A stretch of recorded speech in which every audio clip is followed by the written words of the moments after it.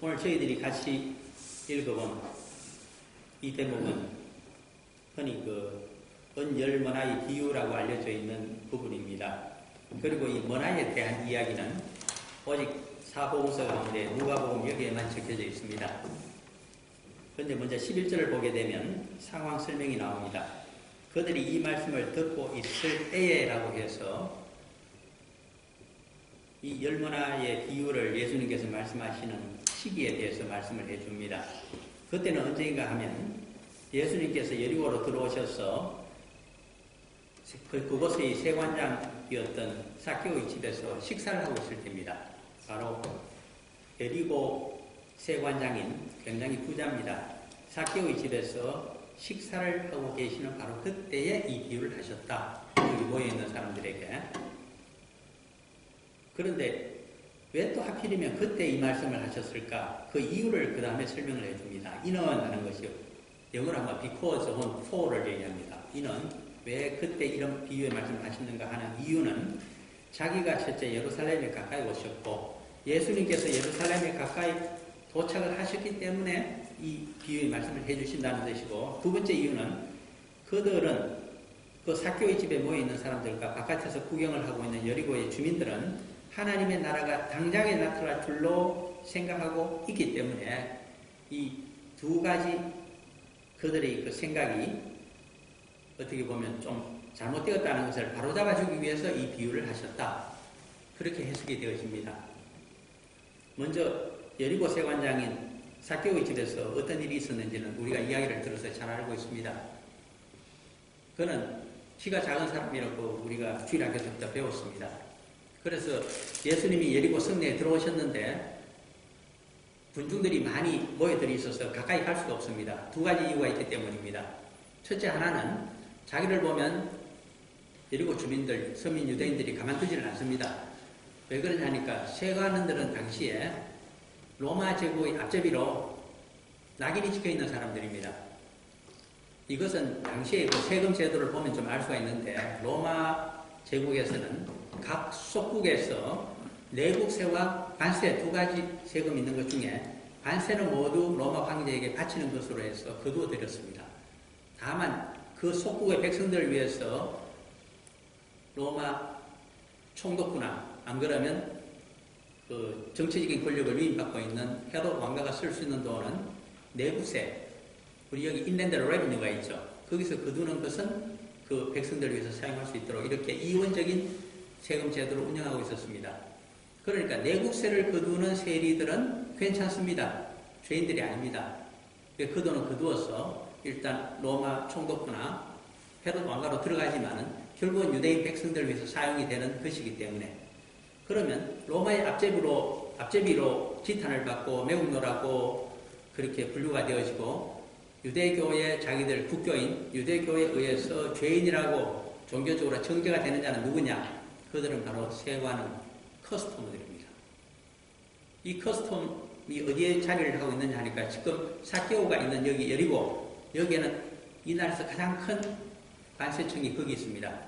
두 번째로 또 하나의 세관이 있는데 그것은 갈릴리 북쪽, 호수 북쪽에 있는 가장 큰 도시, 북쪽 갈릴리 지방에서 가장 큰 도시입니다. 큰 도시 가버나움 세관입니다.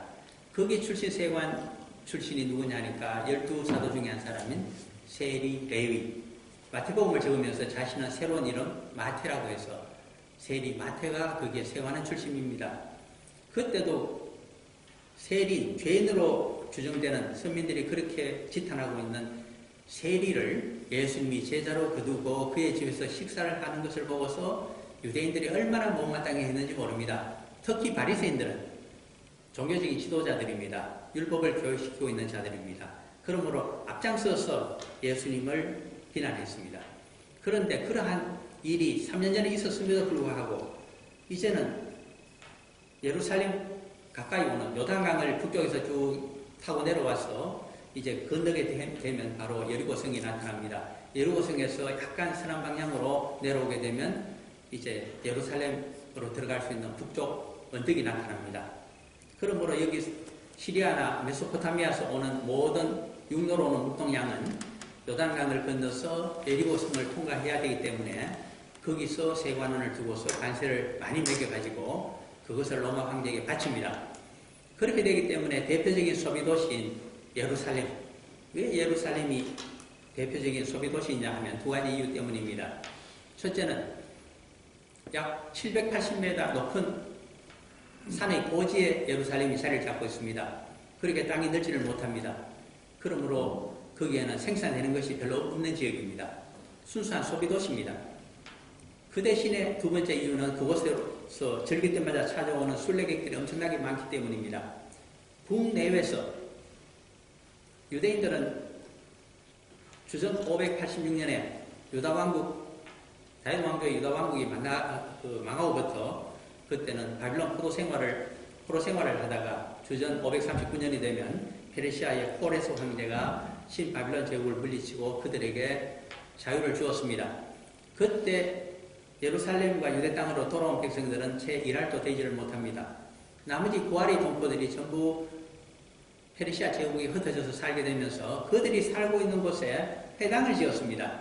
이미 예루살렘 성전은 불타버렸기 때문에 회당을 중심으로 해서 예배를 드리고 이제는 성경 말씀 히브리 성경을 배우면서 율법을 배우고 신앙생활을 해왔던 사람들이 유대교 교민들입니다. 그 전통이 살아남아서 이제 예수님 당시에도 해외뿐 아니라 이 유대 백성들이 살고 있는 가나안 땅에서도 수많은 지방의 시나고고 회당들이 존재하고 있었습니다. 이 전통은 주후 70년에 로마 군대에 의해서 예루살렘과 유대 땅이 초토화가 되고 나고 된 이후 그들이 자신들이 가나안 땅에서 쫓겨나게 된 이후에 전 세계에 흩어진 유대인들에게 지금도 공통적인 현상입니다. 이곳 오클랜드에서는 회당을 발견하기가 힘들지만 유대인들이 많이 살지 않기 때문에 호주에 가게 되면 곳곳에 회당이 존재합니다. 시드니만 하더라도 호주의 시드니에는 아주 큰 회당이 있고 작은 회당도 있고 여러 개가 있습니다. 그리고 회당을 중심으로 자신들의 교민들, 자녀들을 위한 학교도 운영하고 있습니다. 바로 그 회당입니다. 이 회당을 경영하고 있는 사람들이 절기 때 되면 특히 6월절이라든가 초막절이 되면 전부 예루살렘으로 몰려듭니다. 해외에 있는 회당장들과 경건한 레위인들도 몰려듭니다. 그러므로 해서 1년에 서너 차례 절기 때마다 이 예루살렘이 얼마나 붐비는지 모릅니다. 그들이 소비를 합니다. 특히 그 중에 회당장들은 1년에 한두 차례 오기 때문에 거기에서 랍비들과 그리고 율법학자들로부터 엄청난 재교육을 받습니다. 그리고 세미나의 모든 자료들을 모아가지고 자기 회당으로 돌아가서 국내외 회당으로 돌아가서 그것을 1년 동안 또는 다음 절기가 있을 때까지 유대인들의 예배에서 그것을 가르치게 됩니다. 그러므로 해서 얼마나 오랫동안 머무는지 모릅니다. 예를 들면 사도행전 2장에만 보더라도 오순절날 성령께서 내렸는데 그것은 6월절 이후 50일이 지났다는 뜻입니다. 그때까지 국내에서 몰려들어왔던 경건한 유대인들, 헬라파 유대인들이 모여서 오순절날 다락방을 뛰쳐나와서 120명의 성도들이 성령에 취하여서 자신들의 본토말로, 즉 자신들이 살고 있는 현지인 말로 복음을 전해주는 것을 들었다고 하는 기록이 되어 있을 정도입니다. 그렇게 오랫동안 머물면서 있기 때문에 예루살렘은 당연히 물가가 비쌉니다. 물가가 비싼데 그 물가를 더 부채질하고 있는 것이 바로 관세청에서 세금을 많이 거두기 때문입니다. 그러므로 얼마나 세관원들에 대한 비난이 심하겠습니까? 그 중에서 가장 우두머리가 누구냐? 바로 이 삭개오입니다. 그러므로 삭개오는 감히 세관을 벗어나서 예루살렘 주민들이 있는 곳으로 접근하지는 못합니다. 돌 팔매를 맞기 때문에. 그래서 멀찍이서 바라봤더니 키가 작아서 도저히 예수님이 여리고 성내에 들어오셔서 무리들에게 애워싸여서 보험사역을 하고 계시는데 볼 수가 없습니다. 그래서 돌 무화과나무 위로 올라갔다고 하는 것이 사실은 이 19장에 적혀 있는 누가복음 제19장 앞부분의 이야기입니다. 예수님께서 일부러 그 돌감람나무 가까이로 접근하셔서 눈을 마주치셨습니다. 그러면서 삭개오 보고 내려오라고 했습니다. 이미 너의 마음을 내가 알았다. 그러므로 너의 집으로 가서 함께 식사하면서 복음을 나누어야 되겠다. 그 이야기를 듣고서 삭개오가 얼마나 기뻐하고 즐거운 마음으로 자기 집으로 안내를 했는지 모릅니다. 그래서 식사를 같이 하면서 있는 자리에서 삭개오가 자기의 소원을 이야기합니다. 첫 번째가 자신의 재산의 절반을 가난한 사람들을 구제하는 데 사용하겠다고 선포를 합니다. 두 번째는 혹시 자기에게 갈취를 당한 사람이 있다면 그 돈의 4배를 갚아주겠다고 그 자리에서 선포를 합니다. 그 이야기를 듣고서 예수님께서 이도 이스라엘 아브라함의 자손이구나. 오늘 구원이 너희 집에 이르렀다고 선언을 해주십니다. 이 이야기를 듣고서 바깥에서 틈을 보고 있던 유대교 지도자들은 깜짝 놀랐습니다. 첫째, 죄사함의 선포를 해주는 그 자체에도 놀랐고 하나님만이 하실 수 있는 것을 또 대제사장이 1년에 한 차례 자기들 잔력으로 7월 달에 있습니까? 그 7월 10일 날 대회개일에 대속죄일에 가서만 하나님의 신탁을 받아서 지내주는 이야기를 예수가 서슴없이 하기 때문입니다. 두 번째는 죄인으로 지탄받고 있는 이 삭개오조차 아브라함의 자손이라고 선을 하시고 계시기 때문입니다. 선민과 이방인의 구별을 완전히 없애시고 그리고 유대교에서 정죄하고 있는 모든 정죄를 뒤엎어버리시는 예수님을 대해서 자기들은 요주의 인물이라고 하면서 이제는 생각하고 있는 바로 그때입니다. 바로 그때 자신을 환영하고 있는 예루살렘 주민 삭개오 집의 자신들의 제자들과 유대인들에게 대해서 두 가지를 예수님께서 관찰하셨습니다. 첫째는 이제는 한 3, 40리만 진행하게 되면 바로 예루살렘에 도착하게 될 것입니다. 그렇게 되면 그들은 한 가지 바라고 있습니다. 예수님을 아직도 정치적인 메시아로 보고 있습니다. 다윗의 후계자인 예수님께서 예루살렘에 도착하시면 죽은 자를 살리시는 그 능력으로 외세를 물리치시고 그것은 로마 총독부의 모든 군인들을 물리치고 두 번째로는 이방 족속인 헤롯 왕가의 지배를 물리치시고 그 옛날 다윗의 제국을 서민의 나라로 자신들에게 다시 선물해 주실 것으로 기대하고 있기 때문입니다. 그 일이 코앞에 다다랐다. 그것이 첫 번째 예루살렘에 가까이 오시고 하는 것의 의미이고 그리고 하나님 나라가 당장에 나타날 줄로 생각하고 있다는 의미입니다. 이제 예루살렘에만 가시면 곧 메시아의 나라가 서민의 나라가 재건되고 우리 그리스도 예수가 바로 우리들의 왕이 될 것이다. 그것을 기대하고 있습니다. 그런데 예수님은 그것이 아니라고 하십니다. 머나의 비유를 가지고 그들의 생각이 잘못되었음을 이렇게 얘기해 줍니다. 12절입니다. 이러시되 어떤 귀인이 왕위를 받아가지고 오리고 먼 나라로 갈 때에 왕위는 내가 하나님의 능력으로 예루살렘에서 외세를 물리치고 당장 이스라엘 제국을 형성하고 내가 왕이 되는 것이 아니라고 하시는 말씀입니다. 어떤 귀인은 자기 자신을 빗대어서 하는 비유입니다.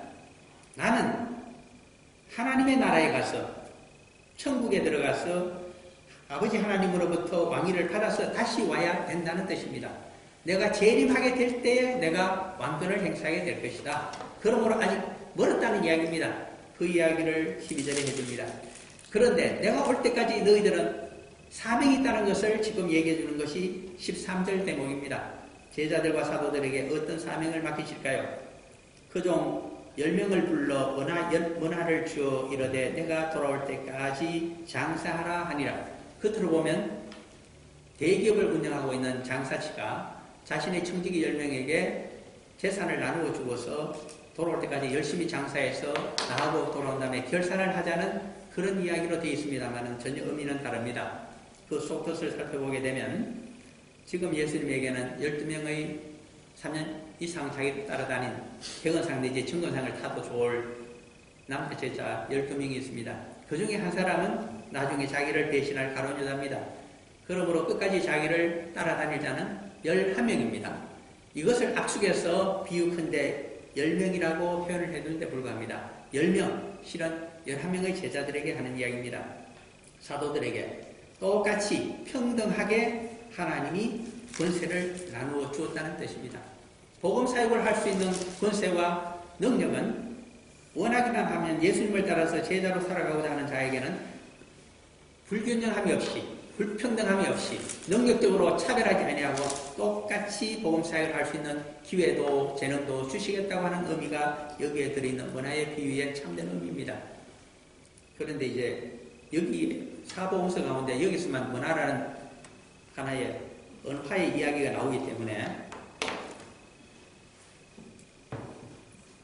이 유대인들이 예수님 당시에 어떤 돈을 어떻게 사용하고 있는지에 대해서 조금 우리가 살펴볼 필요가 있습니다. 복음서를 우리가 보고 그 의미를 깨닫는 데 있어서 이 화폐의 단위를 안다고 하는 것은 굉장히 중요하기 때문입니다. 먼저 하나 기억을 하셔야 될 것은 서민 유대인들은 출애굽기 20장에 있는 십계명에 따라서 하나님의 형상이나 어떤 피조물의 형상을 가지고 그렇게 그림을 그리거나 글자를 새기지를 않습니다. 따라서 은하라든가 동전을 만들 수가 없다는 뜻입니다. 그러므로 옛날 예수님 당시에 이스라엘 땅에 가서 그들이 만든 동전을 은하를 구경한다고 하는 것은 거짓말입니다. 없습니다. 그 대신 어떻게 하느냐 하니까 헬라 시대에는 헬라의 은하와 동전을 갖다 썼습니다. 로마 시대가 되자 로마의 은하와 동전을 가져다 쓰고 있는 백성입니다. 그러므로 먼저 토착적인 그들이 어떻게 그 화폐 대신에 무엇을 사용했는가를 알아야만 됩니다. 여기에 나타나는 문화라든가 그리고 그 세겔이라든가 또는 달란트라고 하는 마태복음 25장에 가면 달란트가 나타납니다. 그런 것 가운데 첫 번째 이스라엘 사람들이 유대인들이 전통적으로 사용하고 있는 중량의 무게가 있습니다. 그것이 바로 달란트와 그리고 세겔이라고 하는 겁니다. 이 세겔을 은을 달아서 사용하는데 은을 얼마를 세겔로 정했느냐 하니까 유대인들은 11.4g입니다. 은 11.4g이 바로 은 1세겔입니다. 이 세겔의 값어치를 그들은 나중에 로마의 데나리온을 갖고 왔을 때 4데나리온에 해당한다고 환산을 해줍니다. 그 다음에 이 11.4g이 1세겔이 되고 장정 한 사람이 하루에 벌 수 있는 품삯을 가지고 마태복음 20장 2절에 가게 되면 1데나리온이라고 얘기합니다. 그것에 4배의 값어치가 있다고 그렇게 계산을 해줍니다. 그 다음에 이 11.4g인 이 세겔이 몇 개가 모이면 한 달란트가 되느냐 하니까 역시 중량에 따릅니다. 그것은 3,000세겔을 1달란트라고 계산을 합니다. 그런데 이 중량 가운데는, 무게 가운데는 두 가지가 있습니다. 첫째 하나는 금이 있고 두 번째 은이 있습니다. 그렇게 계산하면 11.4g인 1세겔을 3,000배를 하게 되면 약 34kg이 나타납니다. 그 34kg의 무게가 바로 달란트의 무게입니다. 이것도 유대인들이 쓰는 개념입니다. 34kg의 은의 값어치가 얼마냐? 3,000세겔. 데나리온으로 계산하게 되면 12,000데나리온입니다. 즉 12,000일 동안 장정이 일해서 벌 수 있는 돈의 합계가 은 1달란트입니다. 금은 그것에 비해서 15배의 값어치를 갖고 있습니다. 그러므로 계산해 보시면 됩니다. 이런 개념을 갖고 있을 때에 헬라 시대에 두 가지, 한 가지의 동전과 한 가지 은하가 들어오게 됩니다. 은하가 무엇이냐 하면 우리가 누가복음 15장에 나타납니까? 잃어버린 10 드라크마의 비유에 나타나는 바로 그 드라크마가 헬라에서 온 은하입니다. 그것은 4.3g의 은을 가지고 제조가 되어 있습니다. 나중에 로마에서 또 은하가 들어옵니다. 로마 시대가 되게 되면 그때 들어온 것이 데나리온입니다. 1데나리온은 은으로 만들었는데 동전으로 만들었는데 3.8g으로 되어 있습니다. 그러면 이제 생각해 봅니다.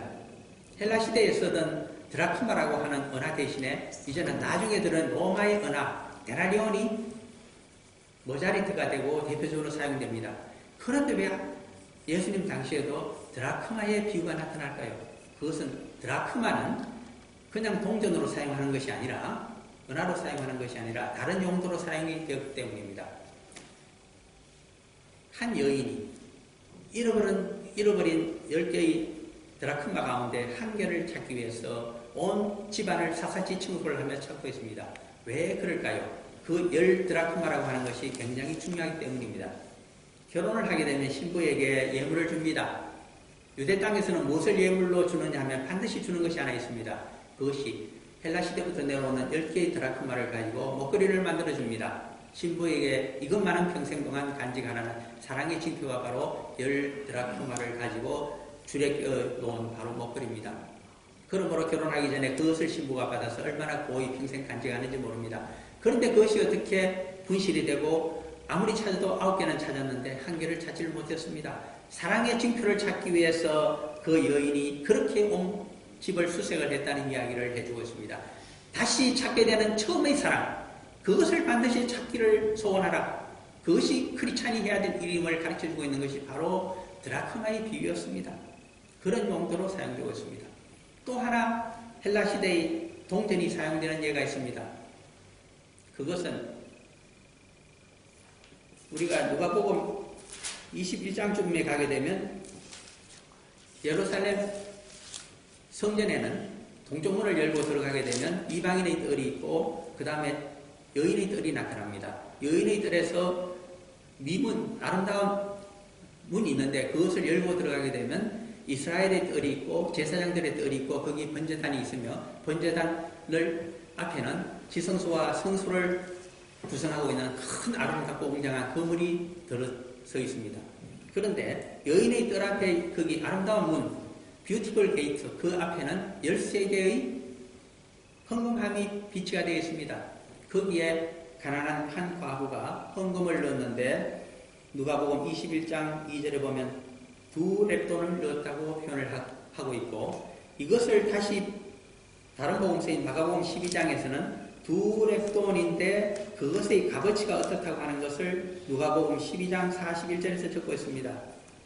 누가복음이 아니라 마가복음입니다. 한번 보시기를 바랍니다. 이왕 파트와 더불어서 복음서가 무엇을 이야기하고 있는지를 한 번은 보셔야 되지 않겠습니까? 마가복음 12장으로 가보시기를 바랍니다. 거기에만 적혀져 있습니다. 마가복음 제12장 42절에 보시면 누가복음에 있는 똑같은 그 가난한 과부의 헌금 이야기가 나오는데 달리 표현을 합니다. 마가복음 제12장 42절 같이 읽어볼까요? 한 가난한 과부는 와서 르렉돈 곧 한 고드란트를 넣는지라. 고드란트라고 표현을 해줍니다. 한 고드란트 이퀄 2렙돈입니다. 이 고드란트라고 하는 것은 쿼트라는 뜻입니다. 그러므로 4분의 1입니다. 무엇의 4분의 1인지가 중요하겠죠. 동전으로 사용되는 것은 데나리온에 비해서 16분의 1을 가치를 가지는 것으로 동전을 만들었습니다. 그것이 참새 2마리가 5마리가 2아사리온에 팔린다고 하는 이야기가 또 복음서에 나타나는데 바로 그 아사리온이라고 하는 것이 로마에서 들어온 동전입니다. 그것은 1데나리온의 16분의 1을 의미하는 작은 동전입니다. 그런데 이 아사리온의 4분의 1이 되는 것이 바로 이 커트라는 뜻을 가지고 있는 이 고드란트입니다. 그러므로 이건 역시 제일 적은 로마의 동전입니다. 자, 그런데 이제 생각을 해봅니다. 부자들이 성전에 들어가서 헌금을 할 때 13개의 헌금대는 어떻게 되어 있느냐 하니까 오늘날 같이 이런 그 나무로 되어 있는 것이 아니고 노쇠로 만들어져 있는데 모양이 나팔관 모양입니다. 왜 입구를 이렇게 나팔 입처럼 되어 있느냐 하니까 쉽게 동전을 넣게 하기 위해서 그렇게 만들었습니다. 그런데 기가 막힌 것은 동전을 넣게 되면 짤랑하고 반드시 떨어지는 소리가 나도록 되어 있습니다.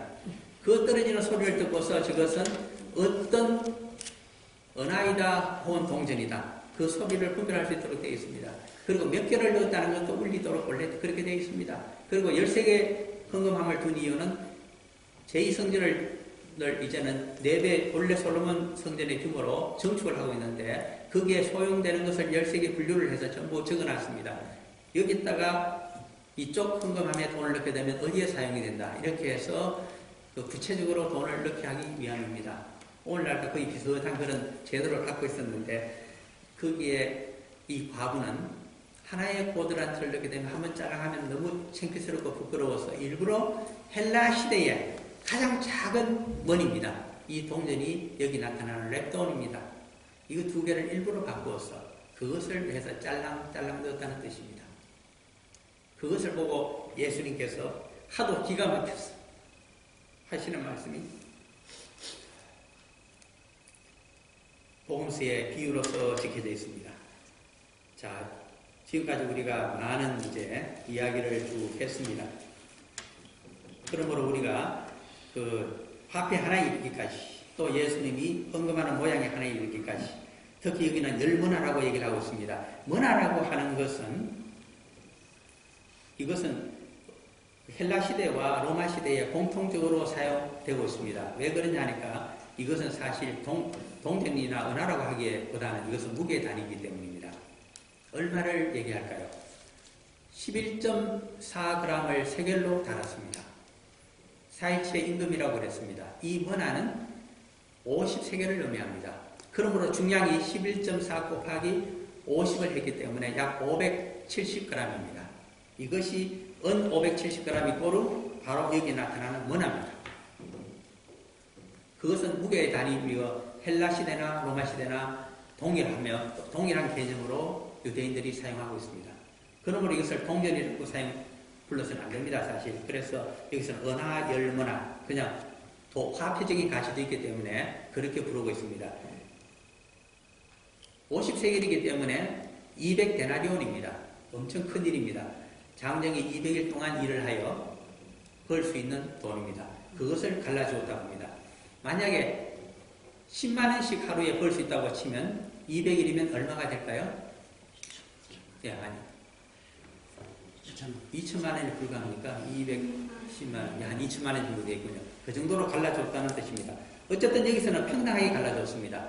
그런데 14절에 보면 이런 구절이 나타납니다.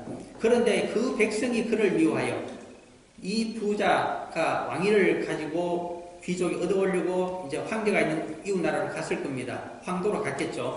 그런데 그가 왕이 되는 것을 그 주민들이, 백성들이 반대하는 자들이 있었다는 것입니다. 그러므로 사자를 뒤로 보내어 자기들의 대표자들 은밀히 보내어서 황제에게 청혼을 했습니다. 우리에게 왕이 되지 않도록 해주십시오.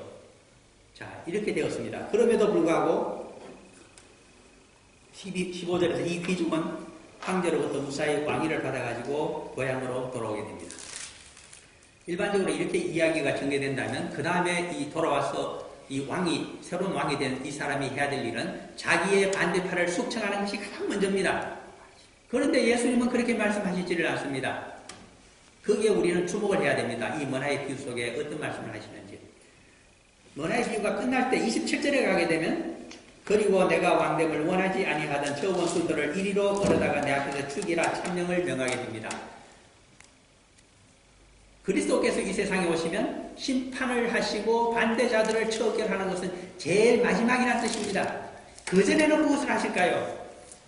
내 종들이 구원을 위해서 얼마나 열심히 일했는가를 체크하는 것이 가장 급선무입니다.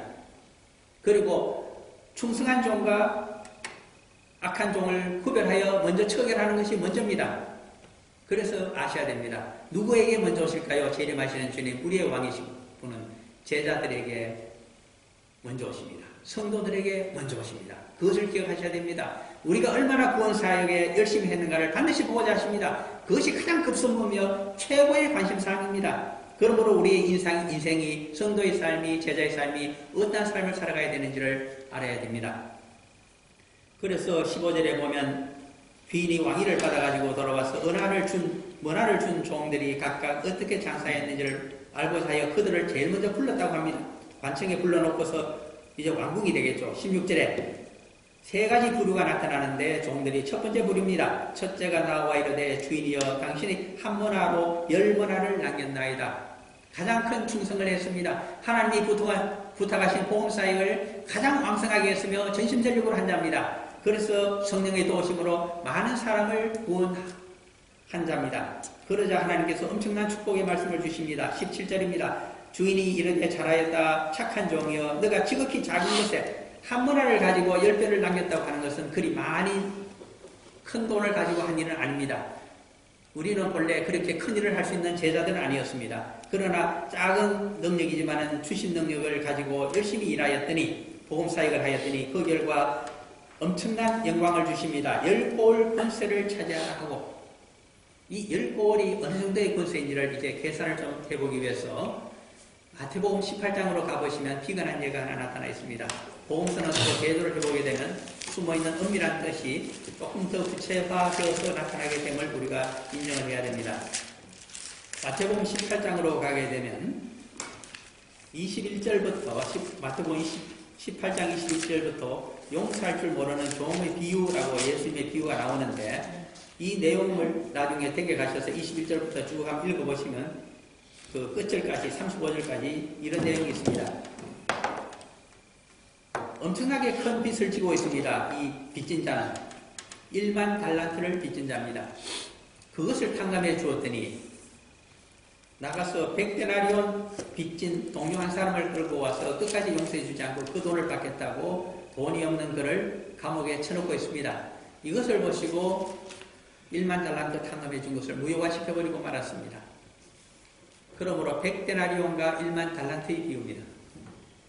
이 땅에서 100데나리온을 용서해 주지 아니하면 하늘에서 10,000 달란트도 용서해 주지 않겠다는 것입니다.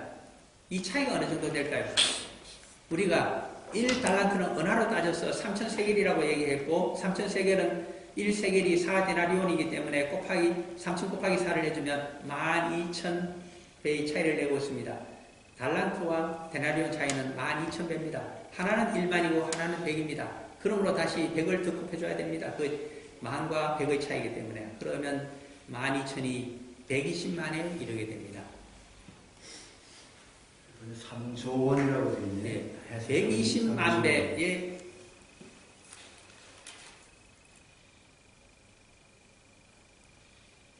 120만 배나 되는 큰 탕감을 하늘에서 해주겠다고 하는 것이 바로 어떻게 보면 이 10고래의 의미에 해당될 겁니다. 그런데 여기서 하나 또 주의해서 보셔야 될 것은 이 문화라고 하는 것은 200데나리온이었기 때문에 100데나리온에 비해서는 더블입니다.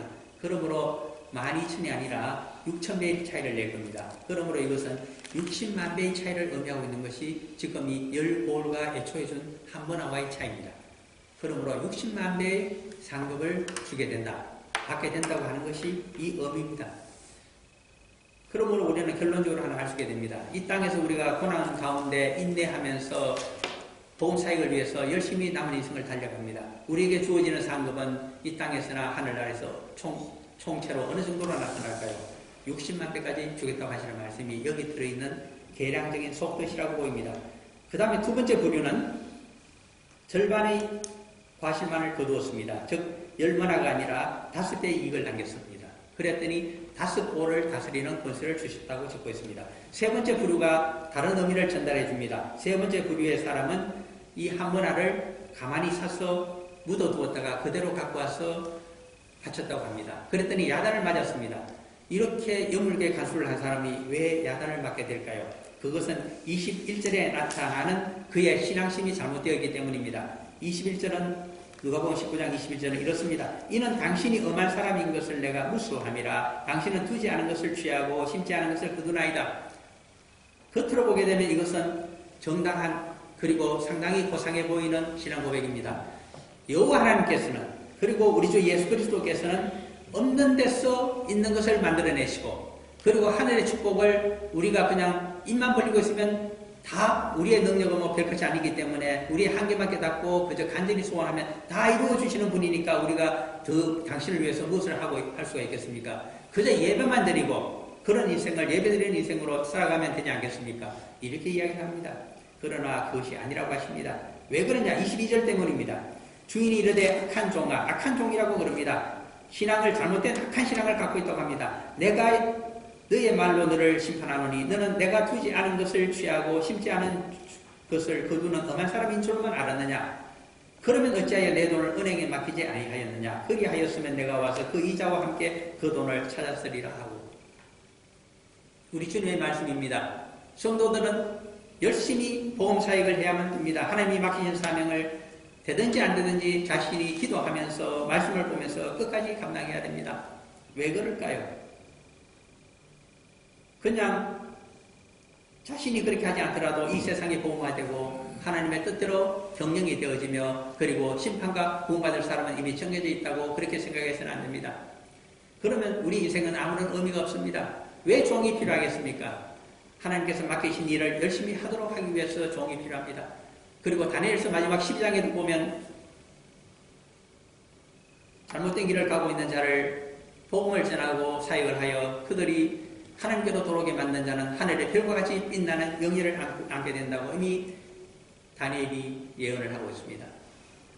왜 우리 사도와 제자들, 성도들이 필요할까요? 땅끝까지 복음을 전하는데 기여하고 또 예수님과 같은 대속의 삶을 살아가게 하기 위해서 우리가 필요하기 때문입니다. 그냥 모든 것이 그냥 구원받은 상태대로 그저 예배만 드리고 있으면 다 해주신다고 생각해서는 안 됩니다. 예배 드리는 그 상태대로 그리고 복음을 땅끝까지 전하는 그 사역에 예수님처럼 살아가는 제자된 삶이 반드시 필요하다는 것을 가르쳐주고 있습니다. 그리고 그에게서 회수한 한 문화는 어떻게 할까요? 10호를 얻게 된 10문화를 남긴 베스트를 다한 그 사람, 그 종에게 주라고 하십니다. 이 일을 제기할 수가 없습니다. 가장 열심히 한 자에게는 더 많은 상급을 주시겠다고 하는 말씀입니다. 이 말씀 끝에 사실은 마태복음 25장의 달란트의 비유가 나타나고 있습니다. 사실은 문화의 비유와 달란트, 마태복음 25장에 있는 달란트 비유를 시간만 많으면 같이 비교하면서 설명을 해야 되겠지만 오늘은 시간이 없어서 여기까지만 하겠습니다. 집에 가셔서 이 달란트의 능력의 차이에 따라서 주시는 그 달란트의 비유가 또 어떤 의미를 가지고 있는지를 한번 살펴보는 은혜가 임하기를 간절히 소원합니다. 기도합니다. 사랑하는 아버지